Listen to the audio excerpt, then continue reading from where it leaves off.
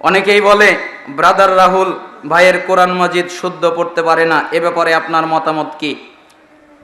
উনি চেষ্টা করতেছেন, উনি চেষ্টা করেন। রাসূল সাল্লাল্লাহু আলাইহি সাল্লাম বলেছেন, যে ব্যক্তি কোরআন ভালো করে পড়ে তার জন্য তো পুরস্কার, আর যে ব্যক্তি কোরআন পড়তে পারে না, ঠেকে ঠেকে পড়ে, তার জন্য ডাবল পুরস্কার।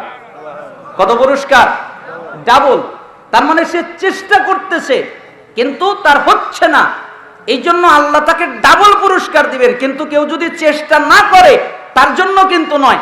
আমি জানি ভাই চেষ্টা করতেছেন, ইনশাল্লাহ এই সমস্যাটাও অল্প দিনের মধ্যে কেটে যাবে। সুদ খায়, বিড়ি খায়, গীত শোনে, মুখে দাড়ি নাই, এমন আজানও দেয়, সালাতে দাঁড়ালে ইকামত দেয়, এ ব্যাপারে আপনার মতামত কি?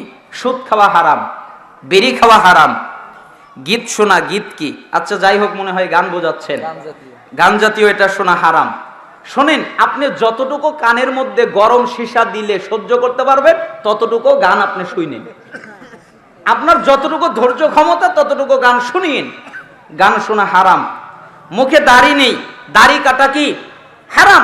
দাড়ি কাটতে পারে না, কয় আমরা আল্লাহর জন্য জীবন দিতে পারি, কিন্তু আশ্চর্য ব্যাপার হলো এরা আল্লাহর জন্য দাড়িটাই রাখতে পারে না। বউ বলেছে দাড়ি কাটো, আচ্ছা ঠিক আছে কেটে ফেলতেছি, অথচ উচিত ছিল বউ যদি বলে যে দাড়ি কাটো তাহলে বউকে নসিহত করা, তুমি যদি ইসলাম পালন করো তাহলে আমার সংসারে থাকো, তুমি যদি আমার দাড়িতে হাত দাও তাহলে আমি তোমাকে ত্যাগ করতে রাজি, দাড়িকে নয়। কিন্তু যুবকের এই ভরসা নেই, কেন? ও তো মনে করেছে মেয়ে একটাই, দুনিয়ায় আর নাই, তাই না? ও নিজেকে পুরুষ মনে করে না, অথচ তার ভাবা উচিত ছিল আমি পুরুষ, তুমি বউ একটা গেলে কি হবে, আমার জন্য আরো অনেক বউ আছে। এখন যদি এই লোক হারাম কাজ করে কিন্তু আজান যদি দেয়, একামত যদি দেয়, তাহলে আজান হয়ে যাবে, একামত হয়ে যাবে, তবে এই কাজগুলো হারাম। মানহাজের দুই আলেম কিন্তু মাসালা দুই রকম, এখন আমি কাটটা মানব। মাসালা যদি দুই রকম হয়ে যায় আপনাকে জানতে হবে। আচ্ছা বলেন তো, আমি যদি বলি 2 আর 2 4, 2 আর 2 কত? সঠিক না ব্যাঠিক? সঠিক। আবার যদি বলি 2 আর 2 6, সঠিক। আবার যদি বলি 2 আর 2 8, সঠিক। তাহলে সঠিক কোনটা? 4। ঠিক। কেন আপনি সঠিক বুঝলেন? অঙ্ক জানেন, তাই না? কি জানেন? অঙ্ক জানেন যে 2 আর 2 4 হয়, তাই আপনি বুঝতে পারলেন যে একটা সঠিক। ঠিক। আপনি যদি কোরআন জানেন, আপনি যদি হাদিস জানেন, তাহলে কোন আলেম সঠিক আর কোন আলেম ব্যাঠিক এটা আপনি বুঝতে পারবেন। হয়তো মুফতি হতে পারবেন না, হয়তো মুহাদ্দিস হতে পারবেন না, কিন্তু সঠিককে ব্যাঠিককে এটা বুঝতে পারবেন। তাই আল্লাহ পড়তে বলেছেন, আমি আপনাদের ওসিয়ত করছি কোরআন পড়েন, হাদিস পড়েন, ইখতিলাফ থেকে বাঁচতে পারবেন। বায়াত গ্রহণ করা ইসলামে কতটুকু যুক্তিযুক্ত? হারাম। আহলে হাদিস আন্দোলন, স্বামী মারা গেলে কি নাকের নাকফুল খুলতে হবে? জি না, খুলতে হবে না। স্বামী স্ত্রী কি একসাথে তাহাজ্জুদের নামাজ পড়তে পারবে? জি পড়তে পারবে। স্বামী দাঁড়াবে আগে, স্ত্রী দাঁড়াবে স্বামীর পিছনে। মৃত্যু মা বাবার জন্য কি এতিমদেরকে দাওয়াত করে বাসায় খাওয়ানো যাবে কি? 40 3 দিনা 10 দিনা, এগুলোই তো আপনি উল্লেখ করেছেন, বোঝা যাচ্ছে। জি না, এগুলো করতে পারবেন না। আসসালামু আলাইকুম। ওয়ালাইকুম আসসালাম। আপনি একটি বক্তব্যে বলেছেন মানুষ মারা গেলে আগে আলহামদুলিল্লাহ তারপর ইন্নালিল্লাহ পড়তে, এর দলিল কি? এর দলিল তো আমি তিরমিজির হাদিস দিয়ে বলেছি, এটা আমার বুঝ, এটা আমি সালাফদের বুঝ থেকে বুঝেছি। আপনার বুঝের সাথে আমার পড়তেও পারে, নাও পারে, ওটা আপনার ব্যক্তিগত ব্যাপার। মাহফিল কেন্দ্রিক বাজার বা মেলার বিধান কি? মাহফিল কেন্দ্রিক বাজার মেলা এটা নিষিদ্ধ। মাহফিলের মধ্যে চা পানি খেতে পারে না। শোনেন, আপনার সাথে আমার থিওরি মিলবে না। কেন মিলবে না জানেন? আপনার বক্তাদের সাথেও আমার থিওরি মিলবে না। আপনার বক্তা ওয়াজে বসলে তার পানি লাগে, তার চা লাগে, তার আদা লাগে, তার অনেক কিছু লাগে। কিন্তু আমি এই যতদিন ধরে বক্তব্যের মাঠে এসেছি, আলহামদুলিল্লাহ, আল্লাহর রহমত, আল্লাহর দয়া, আমার কোনোদিন পানি চা কিচ্ছু লাগে নাই। কেন লাগে নাই? কারণ আমি এইটাকে মনে করেছি বেয়াদবি। কেন বেয়াদবি? কোরআনের আয়াত বলছি ওই জায়গায় যদি পানি খাই, হাদিস বলছি ওই জায়গায় যদি পানি খাই, তাহলে কোরআনের আয়াত আর হাদিসের সাথে বেয়াদবি হয়ে যাবে না? এই আদব আমি সালাফদের কাছ থেকে শিখেছি। একজন সালাফ বলেন, আমি একটা খাদ্য খেতে চেয়েছিলাম, 40 বছরেও খেতে পারি নাই। কিভাবে?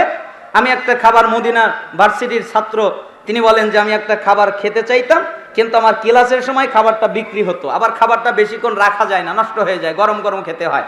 তা আমি ওটা খেতে খুব ইচ্ছা করেছিলাম, কিন্তু আমি খেতে পারি নাই। কেন খেতে পারি নাই? ওই সময় আমার ক্লাস চলতো। তাহলে আমি যদি ক্লাস রেখে খাবার খেতে আসতাম, তাহলে আমার অনেকগুলো হাদিস শোনা জানা বন্ধ হয়ে যেত। আবার আমি 20 বছর ছিলাম শিক্ষক, তাও আমি খেতে পারি নাই। কেন? তখন আমি ছাত্রদের পড়িয়েছি। ওই সময় যদি আমি খেতে আসতাম, তাহলে ছাত্রদের সাথে খেয়ানত হয়ে যেত, তাদের ইলমের ক্ষেত্রে কমতি হয়ে যেত। এই জন্য আমি খেতে পারি নাই। 40 বছর হয়ে গেছে, আমার বয়স এখন 60-এর উপরে, তাও আমি ওই খাবারটা খেতে পারি নেই। তার মানে সালাফদের কাছ থেকে আমি শিখেছি। এজন্য আমি বাড়িতে যদি বই পড়তে বসি, কিতাব পড়তে বসি, আমি বউকে বলি না পানি দেন, আমি বউকে বলি না খাবার দাও, আমার খাবার লাগে না, আমার পানি লাগে না। আমার এটার যদি প্রয়োজন হয়, তাহলে আমি কিতাব বন্ধ করি, কিতাব রাখি, তারপরে আমি খাই। মাহফিলেও তাই, আমি এটাকে বেয়াদবি মনে করি। তো আপনার সাথে আমার থিওরি মিলবে না, কথা বুঝতে পারেন নাই? আপনার পানি, চা, পান এগুলো না হলে চলে না, আর আমার এগুলো লাগে না। যেমন আমি যদি মাহফিলে বসি, আমি জিন্দিগিতে পানি খাওয়া তো দূরের কথা, চা খাওয়া তো দূরের কথা, মরে গেলেও ওই সোলার বুট যদি বন্ধু কিনে নেস, আমি হাতই দিব না, তাকাবই না ওদিকে। আর আপনারা খাচ্ছেন, না খেলে আপনারা বাঁচবেনই না, বুঝেন নাই? আমি আগে বলে নিলাম, তারপরেও আপনারা খাচ্ছেন, আমি দেখেছি। কিন্তু আপনি যে কতটুকু মনোযোগী, এটা আমার বোঝা হয়ে গেছে। এই জন্য আপনার থিওরির সাথে আমার মিলবে না। এই জন্য আমার থিওরিতে, আমার বুঝে, ইসলামিক মাহফিলে কিছু খাওয়াটা জায়েজ নয়, বৈধ নয়, হারাম। আসসালামু আলাইকুম। ওয়ালাইকুম আসসালাম। ছেলে সন্তানের সুন্দর দুটি নাম বলবেন। সুন্দর নাম আব্দুল্লাহ, আব্দুর রহমান। আল্লাহর কাছে সবচেয়ে প্রিয় নাম দুটি, একটি হচ্ছে আব্দুল্লাহ, এটি হচ্ছে আব্দুর রহমান।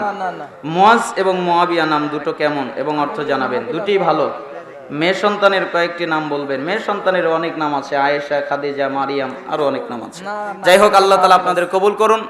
অনেক কষ্ট দিলাম, আমাকে আবার ময়মনসিংহ যেতে হবে, বুঝতে পারছেন? অনেক দূরের ব্যাপার, ইজতেমায় যেতে হবে। যাই হোক, আপনাদেরকে আমি কষ্ট দিলাম, ক্ষমা সুন্দর দৃষ্টিতে দেখবেন। আলোচনা শেষ করতে না পারায় দুঃখিত। এই পাশে আবার কোথায় যেন আছে, ওই দিন বাকিটুকু শেষ করব। আল্লাহ সুবহানাহু ওয়া তাআলা কবুল করুন। আর আপনারা যারা দান করবেন, কেউ খালি হাতে যাবেন না। 10 টাকা, 5 টাকা, 20 টাকা, যে যা পারেন আপনারা বৈঠকে দান করবেন।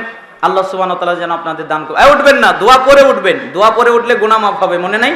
দোয়া পরে উঠবেন। হে আল্লাহ, আমাদের যারা অসুস্থ তাদেরকে শিফায়ে কামিলা আজিলা দান করেন। আমাদের যারা অভাবী তাদেরকে অভাব থেকে অব্যাহতি দান করেন। আমাদের যারা ঋণী তাদেরকে ঋণ থেকে রক্ষা করেন। আমাদের ভিতরে যে যে মুসিবতে আছে সেই মুসিবত থেকে পানা মঞ্জুর করেন। আমাদের ভিতরে যারা চাকরি করে চাকরির বারাকা দান করেন। আমাদের ভিতরে যারা ব্যবসা করে ব্যবসায় বারাকা দান করেন। আমাদের ভিতরে যারা ছাত্র শিক্ষক তাদের ইলমে বারাকা দান করেন। আপনি আমাদের দুনিয়ায় কল্যাণ দান করেন, আপনি আমাদের আখিরাতে কল্যাণ দিবেন, আপনি আমাদেরকে জাহান্নামের আযাব থেকে রক্ষা করবেন। হে আল্লাহ, আমাদের জন্য যা যা কল্যাণকর আপনি তা দান করেন, আমাদের জন্য যা যা অকল্যাণকর তা থেকে আপনি আমাদেরকে হেফাজত করেন। ফিলিস্তিনের মাটিতে মুসলমানদের উপরে নির্যাতন করা হচ্ছে, তাদেরকে আপনি হেফাজত করেন। তামাম পৃথিবীতে যেখানে মুসলমানদের উপরে নির্যাতন করা হচ্ছে তাদের হেফাজত করেন।